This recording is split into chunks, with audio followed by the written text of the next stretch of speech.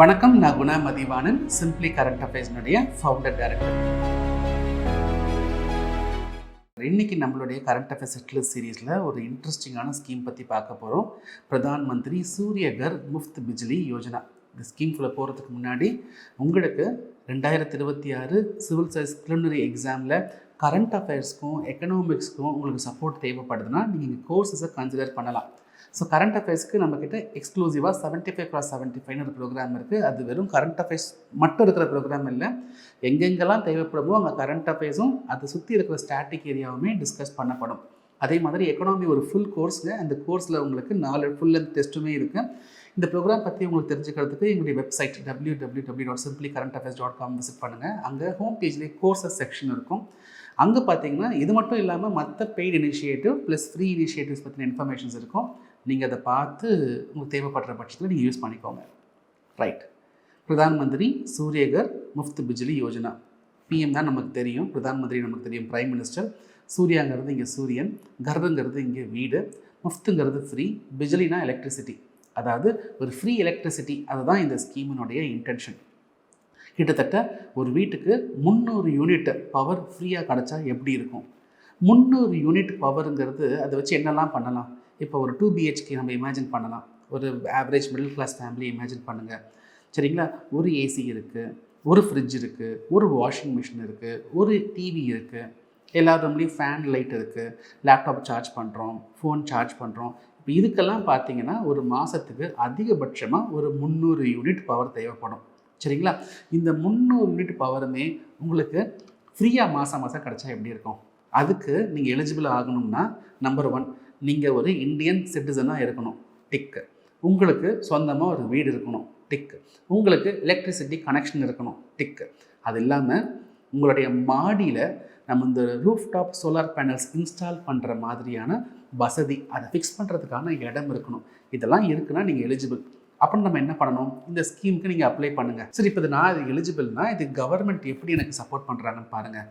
நான் 2 kilowatt power generate பண்ணுற roof top solar பேனலை நான் இன்ஸ்டால் பண்ணுறதுக்கு கவர்மெண்ட் ஆகிற செலவில் 60% வரைக்கும் சப்சிடியாக கொடுக்குறாங்க. எனக்கு ஒரு 2 லட்ச ரூபா ஆகுதுன்னு வைங்களேன். 2 கிலோவாட் ரூஃப் டாப் சோலார் பேனலை இன்ஸ்டால் பண்ணுறதுக்கு கிட்டத்தட்ட 1.2 lakh rupees எனக்கு சப்சிடியாகவே வருது. ப்ளஸ் இன்னொரு கிலோவாட், 2 கிலோவாட்டுக்கு 60%. நான் இன்னொரு கிலோவாட் பவர் ஜென்ரேட் பண்ணுறேன் சோலார் பவர் பேனல்ஸில் இன்ஸ்டால் பண்ணுறதுக்கு கவர்மெண்ட் பார்த்திங்கன்னா ஒரு 40% கிட்ட சப்சிடி கொடுக்குறாங்க. ஸோ 2 கிலோவாட்டுக்கு 60%, இன்னொரு கிலோவாட்டுக்கு 40%. ஒரு 3 கிலோவாட் மதிப்புள்ள ஒரு சோலார் பவர் ஜென்ரேட் பண்ணுறதுக்கான ஒரு ரூஃப் டாப் பேனல்ஸ் நீங்கள் இன்ஸ்டால் பண்ணணுன்னா தோராயமாக ஒரு 2 லட்ச ரூபா வரைக்கும் செலவாகும். ஸோ அதில் உங்களுக்கு ஃபஸ்ட்டு 2 கிலோவாட்டுக்கு 60, அடுத்ததுக்கு 40% வரைக்கும் கவர்மெண்ட் சப்சிடி கொடுக்குறாங்க. அது மட்டும் இல்லைங்க, சப்சிடி போக உங்களுக்கு இன்னொரு 1.5 லட்ச ரூபா தேவைப்படுதுன்னு வச்சுக்கலாமே ஒரு பேச்சுக்கு. அந்த காசை கவர்மெண்ட் கொலாட்ரல் ஃப்ரீ லோனாக ஒரு கம்மி இன்ட்ரெஸ்ட்டுக்கு உங்களுக்கு அரேஞ்ச் பண்ணி கொடுக்குறாங்க. கொலாட்ரல் ஃப்ரீனா நான் எந்த அடமானமும் வைக்க தேவையில்லை. ஒரு 1 லட்ச ரூபா 1.5 லட்ச ரூபா கடன் வாங்கணும் இதுக்காக அப்படின்னா பேங்க்கில் வாங்கிக்கலாம். நான் எதையும் அடமானம் வைக்க தேவையில்லை. வட்டியும் பார்த்தீங்கன்னா வெறும் 7% தான். ஸோ சப்சிடியும் வருது, உங்களுக்கு கம்மி ரேட்டில் உங்களுக்கு லோனும் கிடைக்குது. ஸோ இந்த பணத்தை நீங்கள் வாங்கி நீங்கள் இந்த ரூஃப் டாப் சோலார் பேனல்ஸ் நீங்கள் இன்ஸ்டால் பண்ணிட்டீங்கன்னா குறைஞ்சது ஒரு மாதத்துக்கு 300 யூனிட் வரைக்கும் உங்களுக்கு பவர் ஃப்ரீயாக வந்துக்கிட்டே இருக்கும். 1 டைம் இன்ஸ்டால்மெண்ட் தான், உங்களுக்கு பவர் ஜெனரேட் ஆகிக்கிட்டே இருக்கும். அது மட்டும் இல்லை, நீங்கள் மாதம் பில் பே பண்ண தேவையில்லை, அது ஒரு அட்வான்டேஜ். அது மட்டும் இல்லை, ஒரு வேளை நீங்கள் கம்மியாக யூஸ் பண்ணுறீங்கன்னு வச்சுக்கலாமே, 300 வரைக்கும் ப்ரொடியூஸ் பண்ணுது, நான் ஒரு 200 யூனிட் தான் கன்சியூம் பண்ணுறேன்னு வச்சுக்கலாமே. அப்போ 100 யூனிட் எக்ஸ்ட்ராவாக இருக்குல்ல, அந்த எக்ஸ்ட்ரா யூனிட்டை நீங்கள் பவர் டிஸ்ட்ரிபியூஷன் கம்பெனிஸ்க்கு நீங்கள் விற்கவும் முடியும். அதாவது உங்கள் வீடுங்கிறது ஒரு எலக்ட்ரிசிட்டி ப்ரொடியூசிங் ஃபேக்ட்ரியாக மாறி போயிடும்.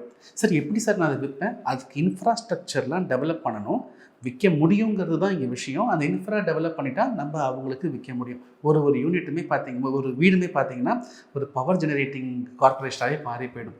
ஸோ அதன் மூலிமா அவங்களுக்கு மாத பில் சேவிங்ஸும் வருது. உங்களுக்கு எக்ஸஸாக ப்ரொடியூஸ் பண்ணப்பட்ட பவர் இருந்துச்சுன்னா அதை நீங்கள் விற்றும் நீங்கள் காசு பார்க்க முடியும். இதனால் கவர்மெண்ட்டுக்குமே அதிகமான லாபமும் இருக்குது.